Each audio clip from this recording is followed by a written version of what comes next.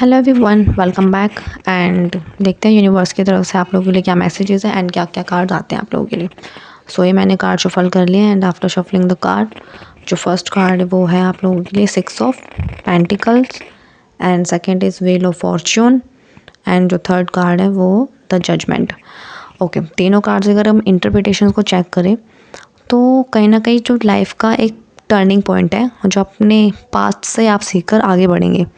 मतलब एक होता है ना कि भाई आपको पास्ट में कुछ ऐसा फील हुआ, रिग्रेट हुआ हो कि जिससे कि आप उससे उस चीज़ को सीख के अब आगे बढ़ेंगे। सो ऑब्वियसली अगर हम 6 ऑफ पेंटिकल की बात करें तो 6 ऑफ पेंटिकल जो कार्ड है वो किस चीज़ को इंडिकेट करते हैं? गिविंग और रिसीविंग दोनों को। लेकिन अगर हम इन कार्ड्स के इंटरप्रिटेशन को चेक करें कि भाई इस में सिर्फ आप लोगों ने रिसीविंग के बारे में सोचा है कि भाई सिर्फ मुझे ये सब चीज़ें मिल जाए, गिविंग के बारे में आपने सोचा ही नहीं कि भाई मुझे देना भी है। ये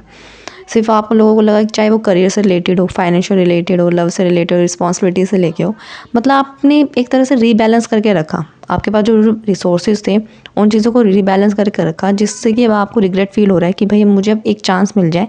कि भाई मैं कैसे उन चीज़ों को सुधार के आगे के लिए अच्छे से मतलब मूव ऑन करूँ। सो अगर हम व्हील ऑफ फॉर्चून की बात करें तो व्हील ऑफ फॉर्चून ऑब्वियसली एक हमारा ट्रांसफॉर्मेशन का कार्ड होता है, जिसमें कि एक अपॉर्चुनिटी हमें खुद मिलती है कि हाँ तुम्हें जो होता है ना कि टाइम या फिर अपने आप से चल के खुद अपॉर्चुनिटी आती है कि हाँ भी मैं तुम्हें एक मौका खुद दे रही हूँ कि भाई अपने पास्ट की चीज़ों को लेट गो करके या फिर उससे सीख के तुम आगे बढ़ो ताकि वो गलती वापस से ना कर पाओ। तो व्हील ऑफ फॉर्चून उस चीज़ के बारे में बता रहे कि अब आप यहाँ पे कहीं ना कहीं उस चीज़ को सोचोगे, समझोगे एंड देन फिर उसको करोगे, लेकिन विदाउट एनी अब मिस्टेक्स। अब द जजमेंट का कार्ड है। द जजमेंट ऑब्वियसली यही है कि भाई आपको गॉड खुद एक अपॉर्चुनिटी दे रही है, एक एंजल आपको खुद डिवाइन दे रही है कि हाँ रीबर्थ हो रहा है किसी ना किसी चीज़ का, कि भाई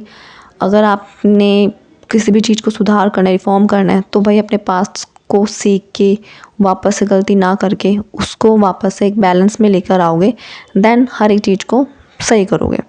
सो तीनों के अगर इंटरप्रिटेशंस को देखें तो कहीं ना कहीं ये है कि आपको अपने उस पार्ट से सीखना है जो आपने गलतियां की, सिर्फ आपने रिसीविंग के बारे में सोचा, गिविंग के बारे में नहीं सोचा। तो उन चीज़ों के बारे में सोच के अब आप आगे के बारे में डिसीजंस लेंगे, रिस्पॉन्सिबिलिटीज़ लेंगे एंड अपने उस पास्ट को भी लेट गो करना पड़ेगा। ये नहीं कि अपने पास्ट को भी साथ साथ लेके आओगे, पास्ट को भी लेट गो करना पड़ेगा, लेकिन उससे कुछ ऐसे मेजर पॉइंट उठाने पड़ेंगे जो कि आपकी गलतियों को सुधार में हेल्प करेंगे या फिर फॉर्म करने में हेल्प करेंगे आपकी।